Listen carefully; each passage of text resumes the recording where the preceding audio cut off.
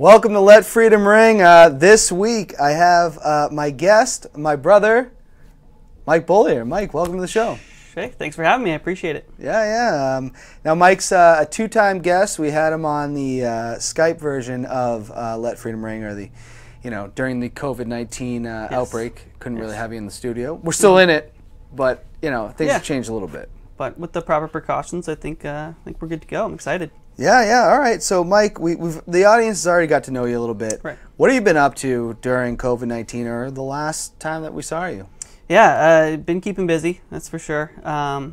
It's tough not being able to travel and do some of the things. Alicia and I like to travel. We try to take a couple trips a year. She's big on flying. She flies lots of times throughout the year. So we haven't done any of that, which is fine. It's for the best. It's in our best interest. What we have been doing is kind of exploring New England a little more than I think we would have otherwise. We've visited more New England beaches. We've done hikes. Which is nice because a lot of those beaches you're able to social distance. I think the last time we were at the beach we had 50 feet between us and the next person. Sure. So we're doing it safely. It's been fun. We were supposed to get married that's right. in August. So unfortunately we weren't able to do that, but we were able to celebrate with some friends and stuff. So personally, a lot of fun stuff happening, even though we're still in the middle of it.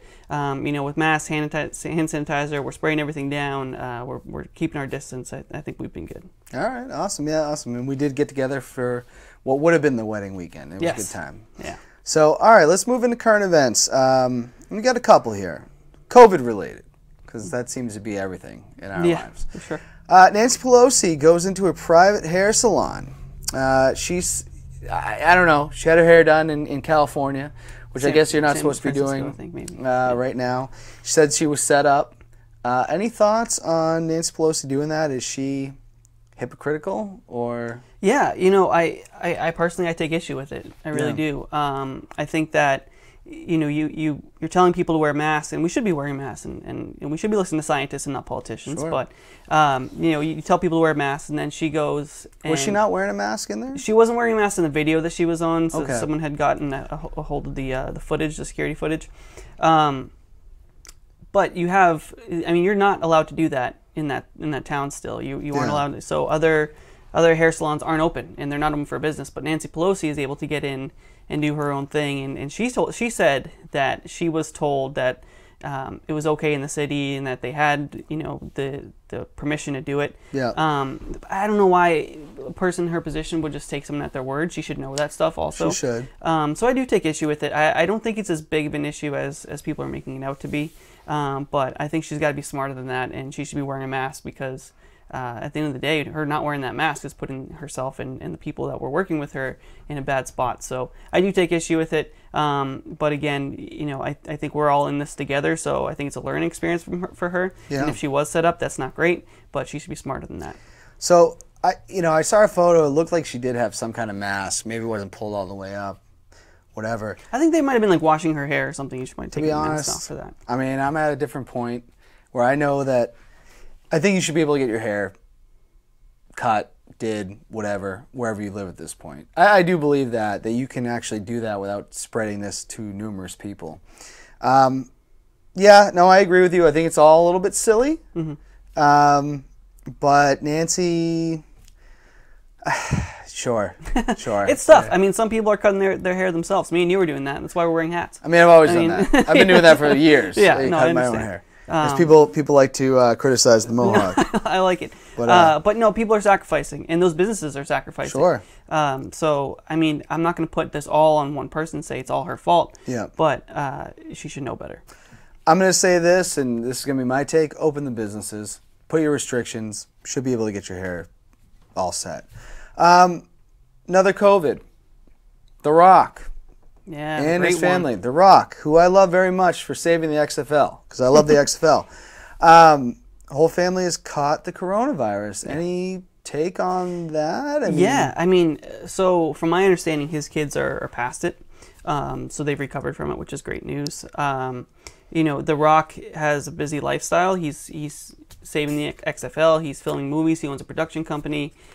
He's working out, clanging and banging at 6 a.m. He's working hard. So I imagine he's traveling a lot. And maybe he travels private. I don't really know what he does. But I'm assuming that's part of it. That's part of the problem. One thing that he mentioned that I kind of agreed with is that he's very in touch with his immune system. He does a lot of health related workouts, diets, regimens, and he has his whole family doing that kind of thing. So I think they have boosted their immune system with some of those efforts. So it's good to see that they've moved past it. He doesn't seem to be having a hard time with it. I think he's going to be all right. I think the whole family is going to be all right. I think they're going to be okay. You know what I mean? I think, again, it comes back to, he had spent time with some other family. He had family over. So if any of those people meet that high risk, they're elderly, they're immunocompromised, whatever it may be, it just puts those people at risk. But it's hard for someone like The Rock to hit pause and just quarantine themselves. Yeah. Because I know even we had trouble with it, and I'm not a movie star. I was just working. So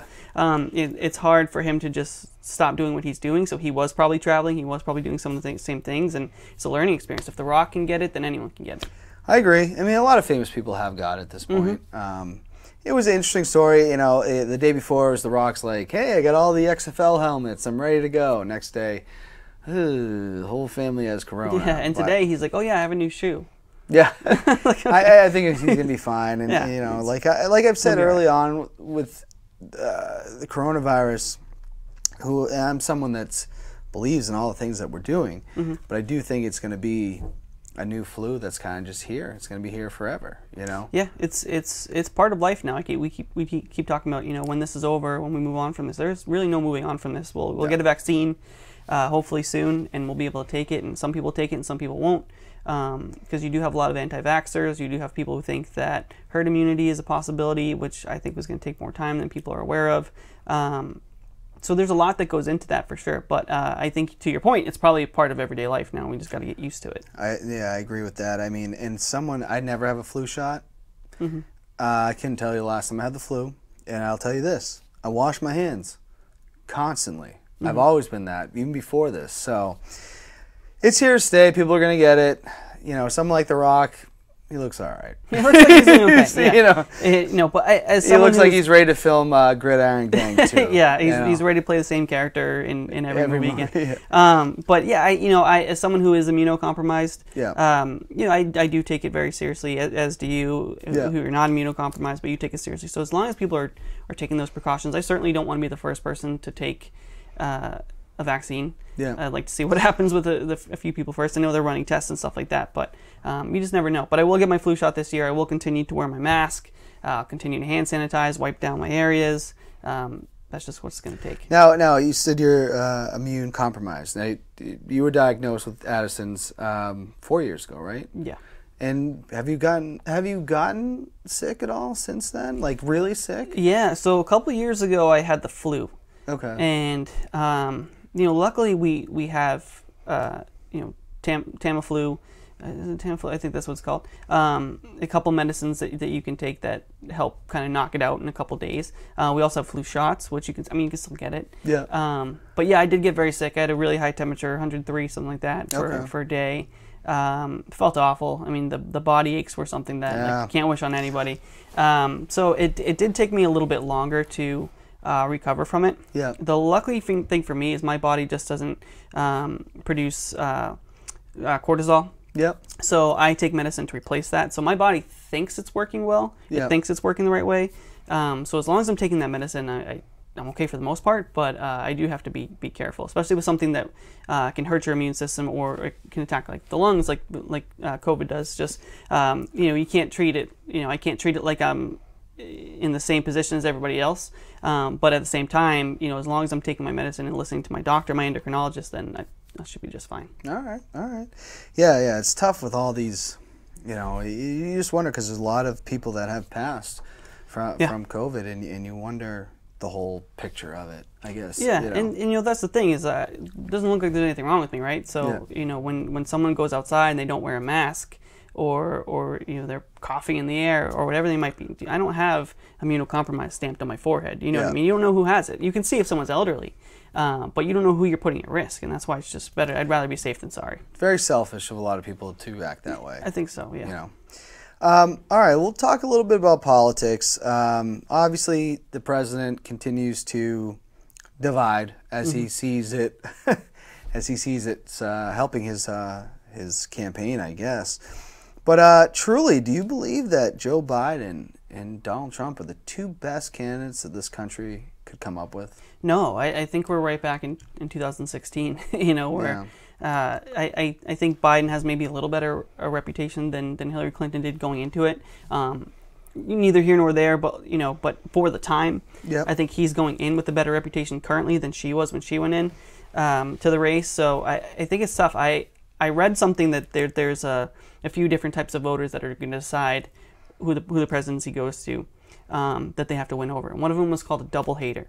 Yeah. And that means that they don't like Trump, and that means they don't like Biden. They don't think they're being spoken for. They're probably more in the middle. Yeah. Or probably think completely differently.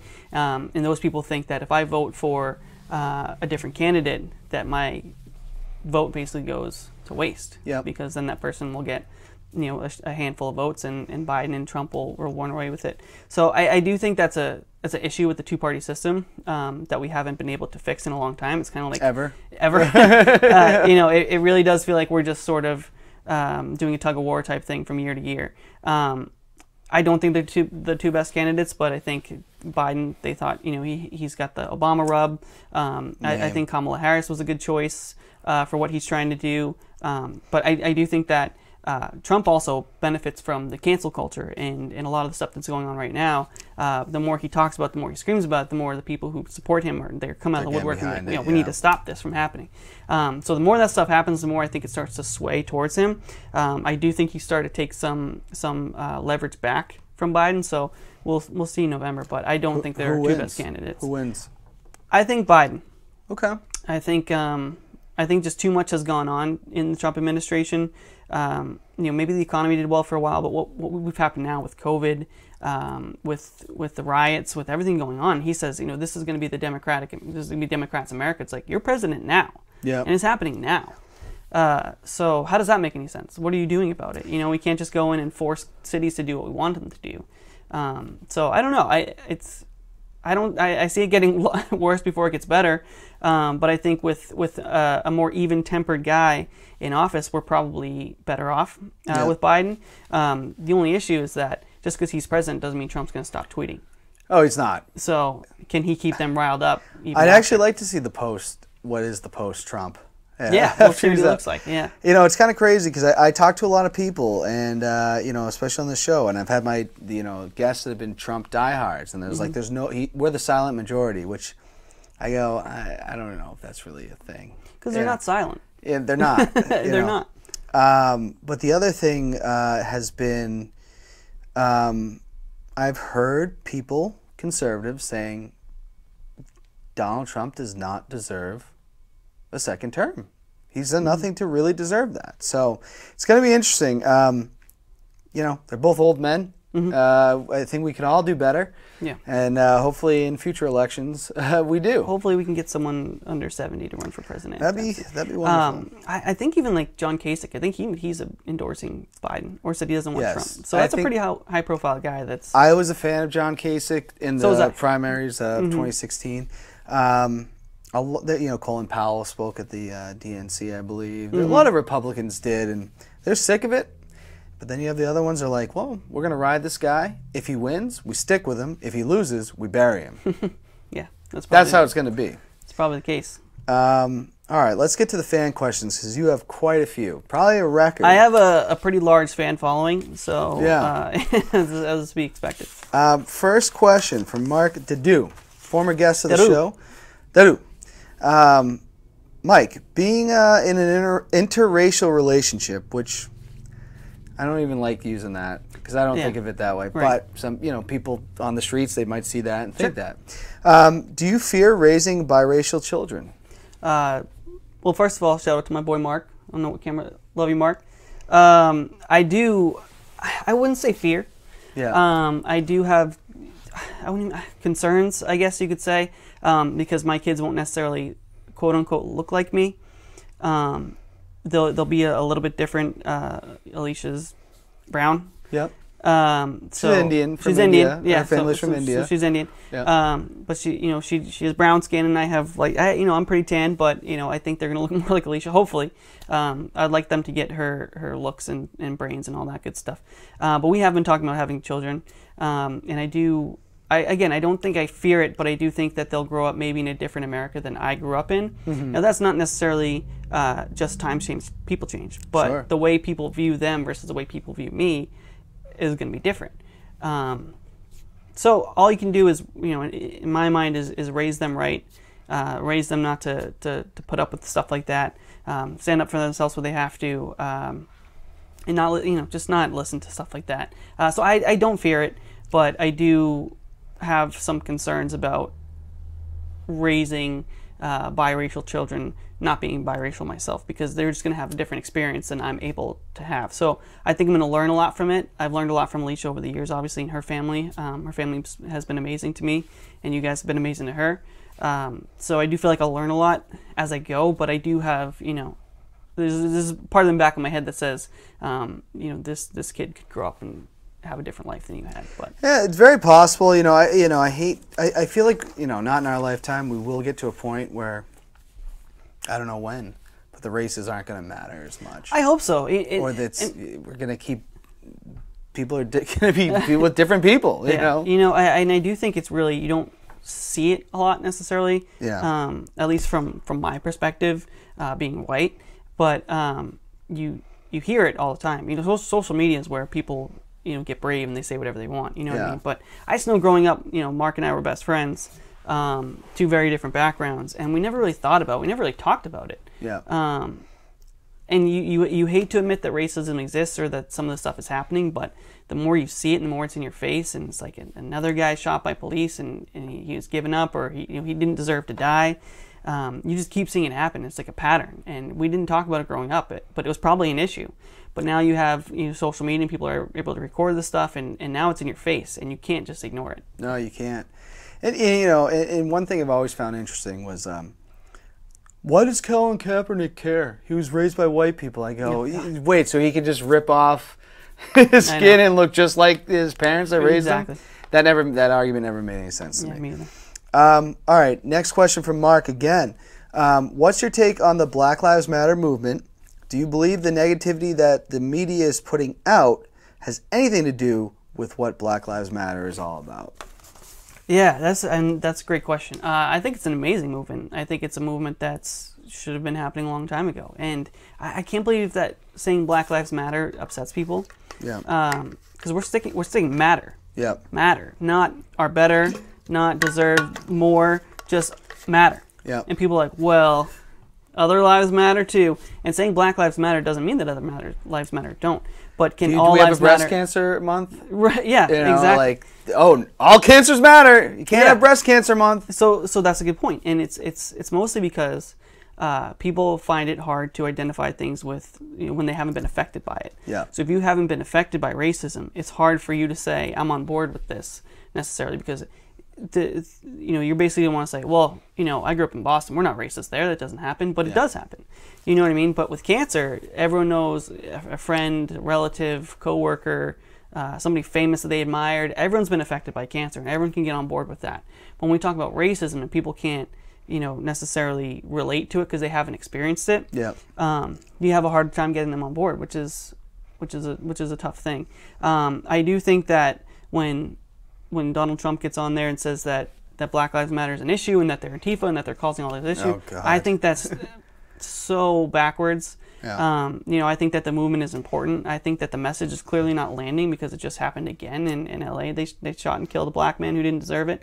So you got to keep fighting. You got to keep doing what we're doing. I don't necessarily think that looting or all that stuff, but I don't see any black people in those videos. So because I was going to say, do the outliers really affect the main cause? Yeah, I just think some people see rioting and they say, okay, this is my opportunity.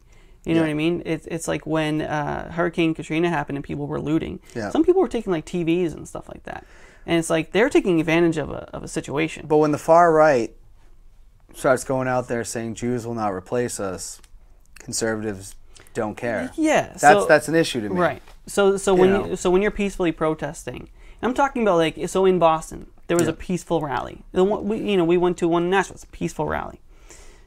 They don't talk about that. They talk about all the bad stuff that's happening. Yeah. You know what I mean? And then you have people who are just listening, and then you have people who are storming, with guns. What would they go to not to the White House, but they were storming with guns, and they were saying, we're just, this is our right. We are allowed to have guns. It's like, well, they're peacefully protesting. They're just doing, you know what I mean? It's like, one can kill everyone here if they want, if someone pisses them off. The other is just peacefully protesting, looking for equality. Yeah. So it's just like, every time I turn around, it's like someone else is being killed, and there's thousands of comments of, well, he should have done this. Well, he should have done that. Well, did you see his criminal record? Yeah. Okay, so it's like, well, he got arrested 10 years ago. Yeah. But it's like, at one point do we turn it around and say the police should have done something differently? Yeah. And they should be trained better. And I think there need to be results or consequences to when cops do this, because they're covered by insurance. Yeah. A lot of them. So they shoot first, ask questions later. But if it was their financial responsibility, if there was them on the line at the end of that, and they didn't just get a paid time off vacation, they'd think twice before they shot. Well, and one point I want to make, two things that I've seen on the internet that drive me a little bit crazy.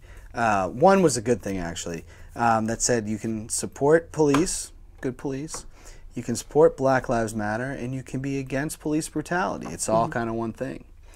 I also see another thing floating around that I support everybody. I don't, and the meme was, I don't support the KKK, and I don't support Black Lives Matter. And I was like, you really comparing the two? False equivalence. That is like the craziest, and it's going everywhere. And there's people that I like sharing that, and I go, that's freaking crazy. That shows me you don't know your history. You don't know the history of the KKK at all. Right. And why is that? That's like an extreme version of racist white people. Plenty of all different races in Black Lives Matter, and they're not a terror group burning crosses and hanging people. Right. Okay, the KKK could have public hangings in the South, right? And it would just happen. The police, this is not the same thing. You're right. And seeing that makes me sick, and I will say that to the people sharing it, enough. Like, that's disgusting to me. Yeah, it's vulgar at the end of the day. To compare those two, or even put them on the same level, is absolutely horrendous to me. And it should be to everybody. That's horrendous. Yeah, I agree. And what drives me crazy about it is that's the I'm not racist group. Yeah. But I'm seeing it from people that I'm like, what? Yeah. Like, you wouldn't even expect. Right. But, if you're sharing something like that, you're racist. I'm sorry. If you're having those conversations, you're racist. And I think people think racism is, going out into the street and saying a slur. Yeah. But it comes in all different forms and sizes. And there's different levels to it, I think. Yeah. And I think that some of those people need to look in the mirror and think about what they're saying, how they're saying it, and who's seeing it. To even compare the two. Wow, guys. Wow. Think about stuff before you share it. Really think about it. Good message for everybody. All right, let's have some like funner questions. Okay, let's do it. All right, or more fun questions. That sounds good. From Vinny Hong. Mike, thoughts on a second dog? Vinny Hong, my boy, love him. Thoughts on a second dog? I want one. I want one now. We've talked about it, but our apartment could, I think, accommodate another dog too. But we're gonna buy a house hopefully next year. Sure. Alicia wants a dachshund puppy. Okay. So we're gonna look into that. But yes, I want a second dog. All right. Fashion sense. Is it yours or is it Alicia's? I don't know. I think he was talking about the picture that you shared. Oh, so, okay. Yeah. So that was from your trip from Greece. I mean, I'm assuming. Yeah. So we were in Santorini. We were in Ia. Yeah. It was just before sunset. I had a nice, cool shirt on. Yeah. Maybe he was wearing sunglasses, hair all done up nice. So I don't know. That's me, I think. All right. I know you like fashion more than I do. I guess. I mean, this is probably the coolest shirt I have. But I wear Wrangler jeans. And yeah, those are dad jeans. You can't do that. I like them. No, but Alicia does buy me stuff, and she has more fashion sense than I do. So I'll wear what I can. But all right. I think that's all me. Fair enough. Being the youngest of 4 brothers, how has it shaped your life? I think it's shaped my life a lot. I think that people think the youngest are like, oh, he's the baby, we're going to treat him nicely. That's not the case.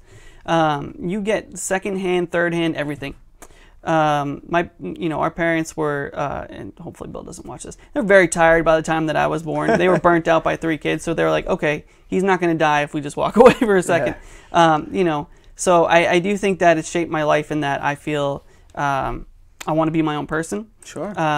You know, I don't want to do what my brothers are doing. Not everything, you know, obviously we do a lot of the same things too. But I've always wanted to be unique. I've always wanted to kind of be myself. And I think when I do meet people who meet all of us, they always say, like, you're so much different than your brothers for one way or another. But, you know, I think it shaped my life where I just want to be independent.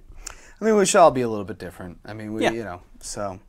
Any revelations about life after his California experience? Yeah, Vinny's going deep on me here. Yeah. I can't say that. Really Vinny coming. is getting deep with me here. Oh, yeah. We'll edit that out later. Yeah, we'll go ahead and edit that. But anyways, so what he's referring to, in 2016, Alicia and I took a trip to San Diego. Yeah. That's where I was first diagnosed with Addison's disease. Went through heart failure, kidney failure, the horrible time. So did it shape my life? Yes. Because I think I knew I was sick, but I didn't know what the extent was. So, sort of my revelation was that it could, you know, that could happen. Something like that could happen to anyone at any time. Sure, Not necessarily Addison's disease; it's extremely rare. But you could one day you're at the San Diego Zoo having a good time. The next day you're in the hospital and you're gonna spend the week there. So I think that just made me appreciate life more. I think that made me appreciate my relationships more. Yeah. You know, like for better or worse, I don't think I ever really said I love you to our parents, like, very often. Yeah. But after that, I started to. You know, I think I changed that because I could walk away one day and not come back. So that's one of them. I think that, you know, because I wanted to, you know, from that experience, I want to travel more, I want to do more things, but also be more, you know, careful about what I'm doing when I'm somewhere unfamiliar, because, and we don't have to get into this, but, you know, you go into the hospital and you're from Massachusetts and you go in the hospital in California, they're not going to cover everything because you're out of network. So that's one thing to consider. But I think it made me stop taking life so seriously, and it made me appreciate people more. Awesome. No, I mean, as Van Wilder once said, don't take life too seriously. You'll never get out alive. All right. Awesome. So from Soapy Pre-op? Pre-op. Yeah. He is pre-op, I think. Did he and others cheat in order to find me when we played sardines? No, found him in 2 seconds. It wasn't hard. I wasn't even playing. I was hanging out with Mark and Nellie, and my dog Ellie was hanging out with Nellie. Sounds like Dr. Seuss a little bit there, but we were hanging out, so we were just like talking about dogs and stuff, and they're like, we can't find him. I literally went downstairs, and he was right there. He was right there. Wasn't hard. Soapy also asked, who's going to be a guest on the show. Shout out to the Morse Code, I believe. Morse Code podcast, yeah. With that being said, how did I beat Dan Beaulieu? Oh, I'm sorry. I'm not a good chugger, which I've never claimed to be one either. As Mike saw, that being said, how did I beat Dan Beaulieu? I don't know how he beat you, but I was a lot drunker than he was. I will say, Soapy is the weirdest chugger I've ever seen in my life, because, you know, most people chug, you know, they hold it and they go, but he just like kind of like goes down almost like a dog would, you know, like. So I don't know how he beat you. I think he cheated. You might, honestly. He might. You know, but he's a good kid though. Soapy, we'll have a rematch at some point. Yeah, maybe on this show. We'll see. I don't know for a lot of. We'll have to chug water probably on it, but maybe we could do a YouTube video. There you go. Carol Perkins wants to know, who is your favorite brother? It's my show, so I'm going to say probably me. Okay, that's fine. I'll give you that one. Just, you know, for the time I being. don't like to pick between my brothers. I don't like people to ask me to pick between my brothers. Yeah, I don't think I could choose. Yeah, I wouldn't even know where to start with that question. Yeah, nice try, Carol, get better. Nice get better. Nice try. Get better at your questions. What's the most important thing you learned from each of your brothers? From Colin Whithew. That's a layered question because there's three of us. That is a layered question. So, okay, let me do this as best I can. I'll put it this way. I get my professional advice from Tim. Sure. Tim and I talk about work. We talk about, you know, Tim's very driven. He has a lot of ideas. A lot of ideas we work on together. Every time I have an idea, I bounce it off of him. Who's 40 under 40? We'll give him that. Yeah, he's 40 under 40. He runs Poutine Fest. He's got a new virtual running. He has a race coming up, by the way. Yeah. Never Ending Quarantine, yeah. 5K, 10K. Maybe there's one other, but sign up for it if you see it. So I talked to him about professional stuff. I think you and I talk about sports and wrestling, and we kind of debate politics. So politics and how that's shaped, I think that's me and you. We talk about a lot of stuff. We don't always see eye to eye, but that's okay. We have a good back and forth on that. And then I think Bobby, we're the closest in age. Alicia and Victoria, Bobby's girlfriend, are best friends. So obviously makes double dates pretty easy. But my personal life, I think me and Bobby are more involved in. So I think if that's a way of kind of skating around Colin's question a little bit, I think it's there's not one necessarily specific thing I learned, but I think we each have different unique relationships, which is kind of cool. Yeah, no, understandable. From John Labonte, why was Bobby such a dink to us growing up?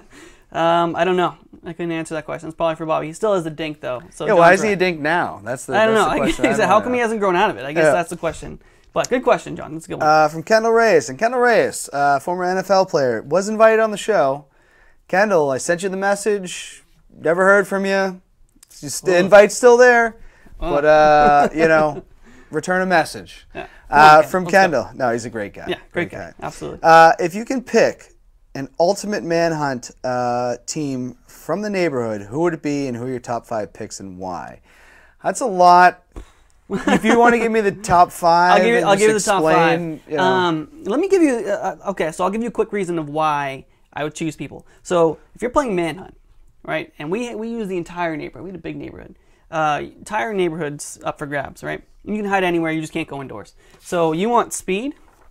You want someone who's smart, knows where to hide, knows all the good spots. You want people who live in different areas because people are comfortable in their own spot. So if you're going to hide in someone's yard, you want to be with the person. Because I remember actually, and Kendall probably won't remember this, but I hid in Kendall's yard one time when we were playing manhunt, and his mom yelled at me. She was like, "What are you doing in my yard? Get out of here!" And I was like, "I know, like Kendall, I'm sorry." Yeah, so that was a tough one. But if I'm putting my top 5 together, and I'm going to exclude you and Bobby, I'm exclude family. We're out of the age group. Yeah. Sure. Well, maybe. I'm thinking like the whole neighborhood. Give me your top 5 and we'll give you top 5 and we'll debate. So I'm starting with Mark because I'm going with Mark because he was fast as hell. And this one they're kids. We're not talking kids. now. Yeah. Okay. But Mark was obviously my best friend in the neighborhood too, so I'll go with Mark. I'm gonna want Kendall because he's probably the fastest, strongest. You need him. He's gonna catch people once they start running. I'd go with Jared Patnod. Because I don't think he gets tired. You could just dump him in the woods and just dump him, and he'll hide like underground. I think he'd be pretty good at it. If we're taking someone older, I'll take Colin. I'll take Colin all day. Right. He's smart. He's creative. I see all the DIY projects he's got going on. He's a smart guy. Maybe build camouflage. Camouflage. And he would. We won't get into it, but he'll wear whatever he needs to, and no one will touch him.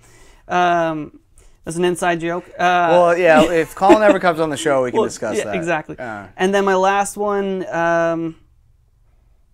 I guess I'll go with Corey Flewelling, just because, I'm thinking more today because I don't know if we hung out like that much when we were playing, because it was a long time ago. Yeah. But I'll take Corey, too.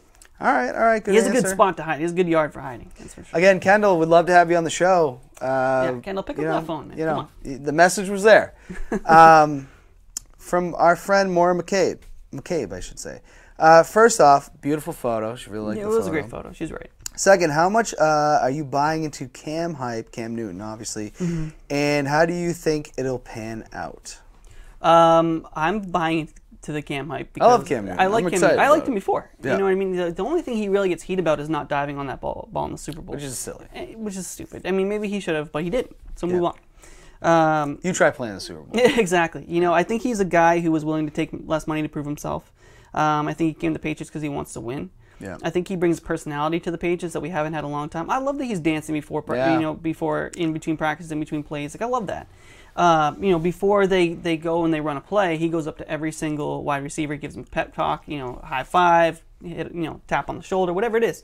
But he says, let's go get this, let's go do this. He's hyping people up. Yeah. And now I believe he's going to be a captain. He did make captain. He did make captain. Officially today. Right. Starter and captain. So he's someone that people are excited to play with. He's because Edelman's been pumped ever since he got signed. Is someone people are okay playing behind. I think he has Belichick's support. I think he has the team support. And people give him a lot. He dresses weird, and he says some questionable things, but is not a bad guy, I don't think.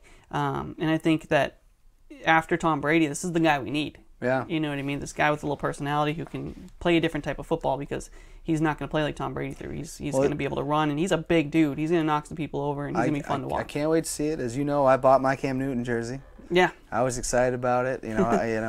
I'm buying in. And one last thing that more had to say, not really anything you have to respond to. I know Bill Belichick probably has something up his sleeve, but just on a player perspective, what will need to be done in order for a contract extension? He's just got to play well. He's got to play well. Yeah. I think that again, he's maybe had some issues. Sure. With maybe attitude or some of the stuff he said during press conferences, but like I really just think he's going to play well. He's going to listen to Belichick. He learned the offense quickly. I think he'll get an extension if he plays well. And if Stidham does not develop, which it sounds like he's not, unfortunately, then what's the alternative? It's a good signing at the end of the day, so we'll see how it plays out. From Tim Beaulieu, where are you at? Where are you from? Tim, Mike's already been on the show. We've already, you know that answer. I feel like he didn't watch my episode. He's just trying to mock me. He knows where you're from. Oh, he knows where you obviously knows where you were. Grew up. We grew up together. So, so Tim, you can refrain from your what I don't know, mocking me or something. I guess Tim essentially. Hey Tim, where are you at? Where are you from?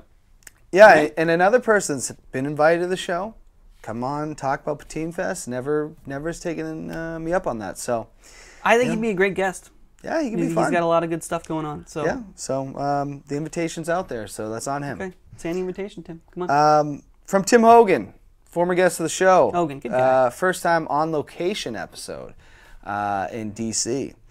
Do the DC Defenders have what it takes to repeat as the undisputed XFL East champions? And what is your favorite Boston sports championship and why? So the Defenders question, as long as they keep making those snakes in the crowd, then I like their chances. Keep your fans intoxicated. Exactly. Keep the fans drunk, and you'll be fine.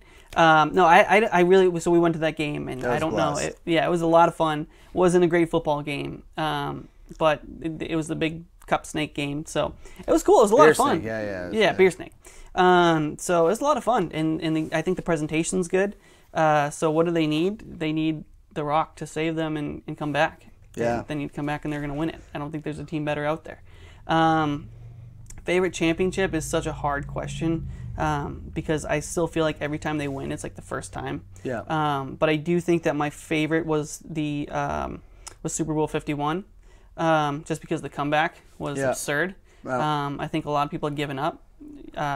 Bobby Beaulieu included. Bobby went home. Yeah. Took his ball and went home. Yeah. Mark Tyers went to bed. Yeah. They both kind of quit. Yeah, and me and Tim, we stuck it out, and we said they're going to win this game. Yep. And I remember texting Dan Fuentes, who chose Bobby over me last time he was on the show, by the way. Sure. I remember him texting me, and he was giving me a hard time. And I said, don't call to come back. I remember him sending us a video where he's chugging a beer saying, like, you guys are right. You guys are right. Tom Brady's the greatest. Yeah, it was maybe even sweeter than the Patriots' victory was that video that he sent. Shout out to Dan, though. Good guy. But I do remember people think this game is over. Yeah. And I don't think I've ever just been more invested in what was happening. Every play, every snap, obviously with games you pay attention to everything, but like that was just crazy. And then, I had a feeling they were going to score, so I put the camera in front of and then they scored, and then just the celebration that we had after was just... I thought I was going to cry in that video. It was so fun. It was a blast, and I just wish the Super Bowl was like on a Saturday. Yeah. Because next day I went to work, and I was feeling all of that. But that was an awesome one. That was awesome. My favorite will always be the Red Sox win the first one, but all this other stuff has just been like unbelievable, especially with the Patriots. Yeah. That's another big one. I think that, so I was 14, 15 when the Sox won their first World Series, and it was amazing. But I think you just appreciate it more when you're older. You know what I mean? So. No, I agree with that. It's actually, I do enjoy sports more as I got older. Yeah. So, what is your earliest memory of pro wrestling coming from Mike Miller? Yeah. So I don't know if I saw it live. I probably did, but I might have been too young. But we watched WrestleMania 9 at the Caesars Palace. Yeah. And I don't know if I was watching it live or you taped everything, so we had tons of VHS tapes. We did have a lot. But I remember watching that and thinking it was like the coolest thing ever. It was outside. It was outside, which now is the norm. Well, not this year, but the presentation was so cool, and you had Bret Hart, Hulk Hogan, Shawn Michaels, The Undertaker, Razor Ramon, like everyone was on that card. Yeah. It's one of the more. I don't know if it's like a really highly rated WrestleMania because the ending was. A lot of people don't like it, but as a kid, I love that ending. That's what you want to see when you're a kid. You want to see Hulk Hogan walk away with it, but it is a peculiar ending. But I remember seeing that. Hogan used his politics to. He did, get yeah. That, yeah. So I remember seeing that and thinking that was cool. They actually covered that on the Something to Wrestle With podcast with Bruce Pritchard. Okay. It's a great listen if you get a chance. But they were going on tour and they wanted Hogan as the champ, and that's why they did that. But I remember seeing that, and I remember being hooked. And then I remember WrestleMania 10. I was a big Owen Hart fan, as you remember. Yep. I had all his action figures. He was the youngest of all the Hart brothers, which I was the youngest of all our brothers. So I think I really related to that storyline. You're selfish, Bret. Yeah, selfish. I loved the sibling rivalry. Yeah. I think that's why Bret Hart's my favorite wrestler of all time. I shouldn't even say my favorite wrestler of all time, but I think he's the best. He's one of my top 5, but I think he's the best wrestler of all time because everything he did had so much purpose. Like when he wrestled Stone Cold Steve Austin at WrestleMania 13, which is probably my favorite match, he boiled it down to like a schoolyard bully where Bret was the quarterback in town and everyone loved Bret Hart. And then here comes this new kid from a different school and he's a big bully, he's got a bad reputation, and they had a schoolyard fight. And they flipped the script. One guy left the bad guy, one was the good guy at the end. And then with the Owen Hart fight, it was like, oh, this sibling rivalry that's boiled over. Owen started being in the shadow, and Bret's like, trying. I don't want to fight you, but if you keep pushing me, I'm going to. And they have that match, and he puts over Owen, which I thought Owen really needed, and I loved it. And then because he's going to go on and win the world championship at the end of the episode, or end of the WrestleMania. Anyways, but those two I remember vividly as a kid. I remember those, so those are two of my favorites. And then more recently, and I haven't watched wrestling in probably since quarantine started, but more recently in 2011, I was at UNH. Bobby lived above. Well, that was his next question. What made you start watching wrestling regularly? Yeah, so what I came back for was in 2011, Bobby was living in the dorm above me, and he had cable and I didn't.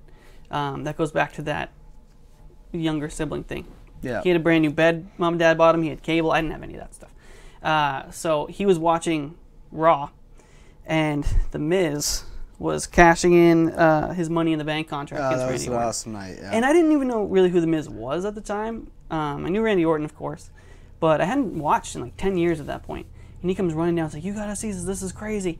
I came down. I run upstairs, and for whatever reason, I just really bought into it, and I was pumped. And after I watched that, I went on YouTube and I started watching all his old promos and stuff like that, and that's where I became a misfit, as they used to be called. But that's when I became a big fan, and his world title reign was really what brought me back into wrestling.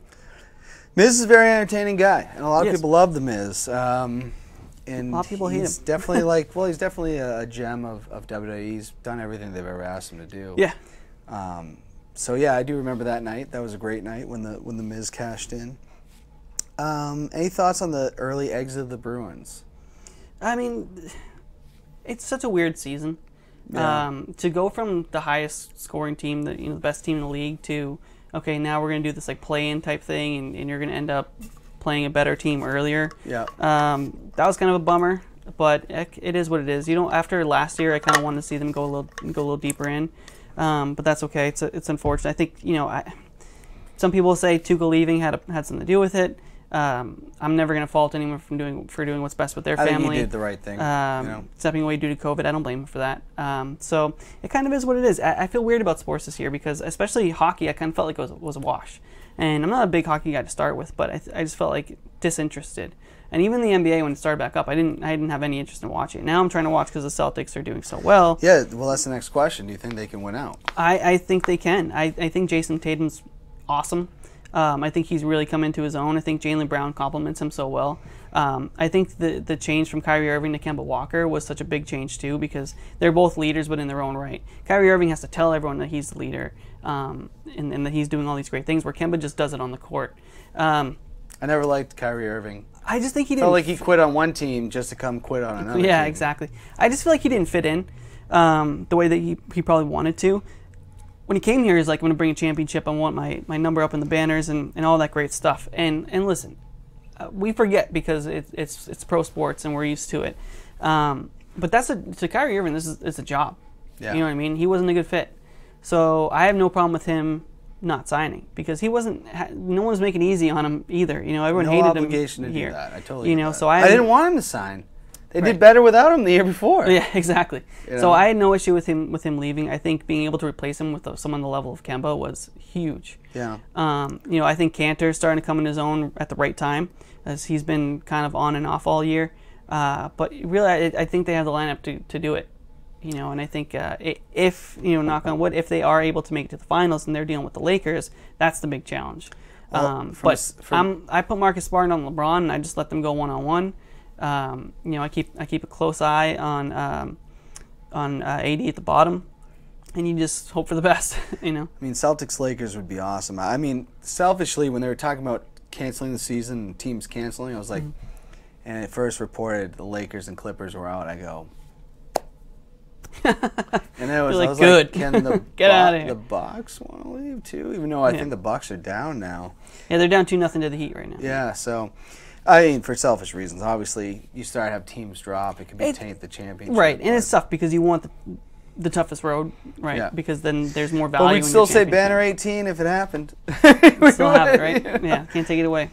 One thing on pop culture, you've been watching Cobra Kai. Yeah. Years later after the Karate Kid, I think Ralph Macchio is actually older than the actor that played Mr. Miyagi at this point. Yeah. But what have you thought of that show so far? Now that everybody's getting to see it on Netflix. I already saw it. I loved it. Yeah. I'm glad it's on Netflix. Because I don't know if I would have watched. I knew it was on like YouTube or something before that. But YouTube Red, yeah. Yeah, but I think it's great. I mean, I love the original Karate Kid. I didn't love the next two. But I thought it was good. I think, you know, you expect Johnny to kind of go back to his old ways, especially when his old sensei showed up. Yeah. But I kind of think they're finally seeing the two different teachings of Cobra Kai versus Miyagi-Do. Yeah. And you kind of see them, you know, get to the same spot, but in different ways. You know, where I think that, you know, obviously Daniel feels that karate is not about fighting, it's about defending yourself, and it's about inner peace, and it's about all these great things where Johnny's just like, karate's badass, and you gotta fight people. You get to meet chicks, yeah. Yeah, and you get to meet chicks, hot babes, as he likes to say. Yeah. He's also so funny in that. William Zabka he does such a good job. Oh. But yeah, it's very interesting, and I keep watching it, and I've heard I don't know if you've heard all those stories of you know, looking at the Karate Kid from a different perspective. And I've seen that video. I've seen that video, and How I Met Your Mother. Barney talks about it. Neil Patrick Harris's character, he talks about, he thinks the Karate Kid is Billy Zabka because of the way the story goes. But I mean, his daughter, Daniel's daughter, messed up his car. He starts training his son. Yeah. His cousin burns his car to the ground. You know what I mean? I mean, for better or worse, Daniel's family is ruining this guy's life. Now they are, though. Now they are. Because in the original Karate Kid, you know, Daniel was just moved there, and this guy's got all these friends, and so it's kind of interesting to hear Johnny tell his side of the story all these years later. Yeah. Where he says, you know, he had a fight with his girlfriend Allie. Yeah. He went to go talk to her. He gets punched, even though he pushed Daniel first. He gets punched, and he hasn't seen the guy in months, and he attacks him in the bathroom. He's like, "What did this guy do? I thought we were done with this." Yeah. You know, so I don't know. Wait till you see the second season too, because I actually just finished it. Oh, okay. Yeah. So after we talked about it yesterday, I decided to go back and watch it. The third season will be very interesting. Oh, I can't wait. And I know you said you didn't like the other two Karate Kids. I really did enjoy Karate Kid 2. I own them all. Mm-hmm. Karate Kid 3 is a piece of trash. Yeah. But 1 and 2 I do really like. Mm-hmm. All right, it's going to bring us into my favorite segment in the show, which is blank versus blank. Okay. And this is just like yes or no, right? Or is it, well, you can tell us why. Okay. First one, Nashua or Waltham? I don't know. I have a soft spot for Nashua growing up there. I do like Waltham, but it doesn't feel like long term for me. It kind of feels like we looked at the housing market there too, and it's just like it's expensive to live there. The city taxes are really high. So Nashua. All right. Drew Bledsoe or Mark Brunell of the Jaguars back in the day? Do you remember Mark Brunell? I do remember Mark Brunell. Yeah. Drew Bledsoe. I mean, Drew Bledsoe was my boy. Yeah, I mean, if Brady never came, we'd all still, I still like Drew Bledsoe. Yeah. Mark McGuire or Sammy Sosa? That's a tough one. I was always kind of more of a McGuire guy. I played for a team called the Cardinals when I was younger, right around that time. So I always liked McGuire, but I did like Sosa too. I always liked the Cubs. Always been a big Cubs fan. Well, not a fan, I'm a Red Sox fan, but I've always like certain teams. Yeah, I always empathized with them. Like they were the other. I've said team that to many win it. Chicago fans on here is that Red Sox and Cubs fans had more in common than anybody. That's right. Yeah. So I mean, I was a big Sammy guy, but also a big McGuire guy. But at the end of the day, my guy was Griffey. If we're talking about that season, We're talking. So give me McGuire. All right, The Miz or Maxwell Jacob Friedman. The Miz. I can't stand MJF. I don't watch a lot of AEW, to be honest. I do like it. I think it's good to have competing companies. I think it's good that there's something else to watch. They are very similar, though. Yeah, they are very similar. Do you think, though, you say you hate MJF? I don't hate him. I shouldn't say that. That's probably Is he doing his job if you can't stand him?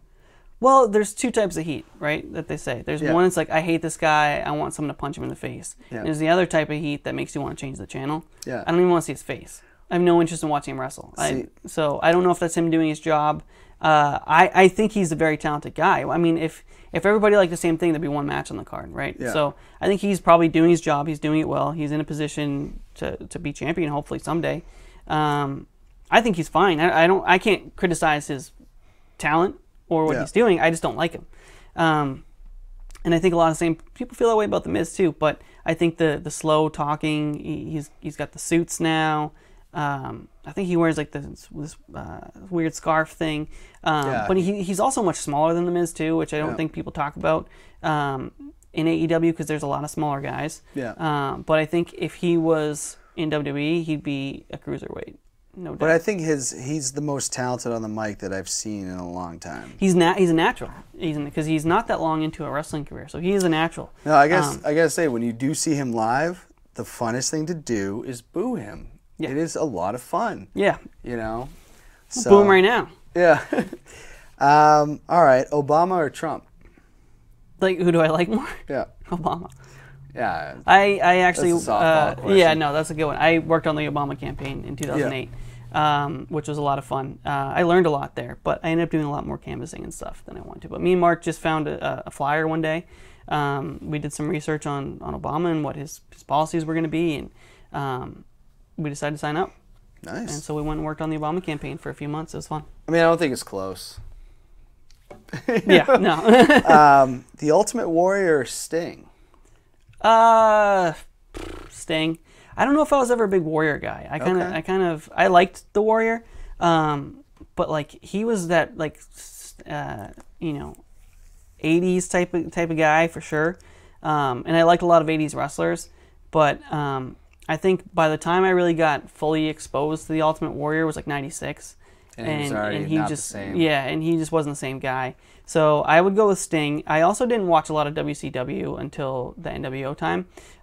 So I remember having like a Surfer Sting like action figures and stuff like that. But I think that they were a great tag team. I think that's the Blade Runners. Blade Runners, kind of a fun name, fun team. But I do think that Sting was more.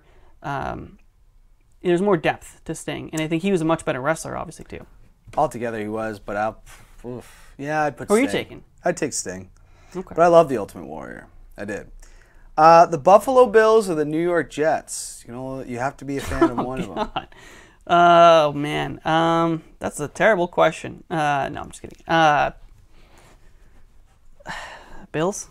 Yeah. I don't like the Jets. At least I like the Bills like uniforms. I don't like anything New York, so yeah. I mean, I know Buffalo's in New York. We got Gilmore from them too, so that's. But I get a lot of crap for going with my friends to Bills games. So. Well, you were when Bledsoe went there, you were a Bledsoe guy. Still have the Bledsoe framed picture in my Yeah, I remember that.